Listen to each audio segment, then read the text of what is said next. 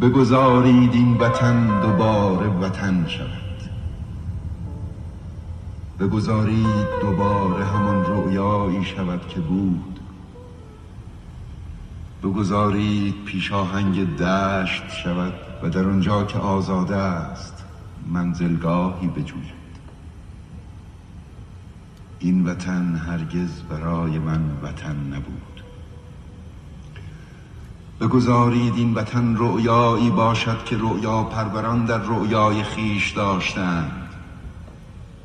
بگذارید سرزمین بزرگ و پرتوان عشق شود، سرزمینی که در آن نه شاهان بتوانند بی اعتنایی نشان دهند، نه ستمگران اسباب چینی کنند تا هر انسانی را آن که برتر از اوست از پا درآورد.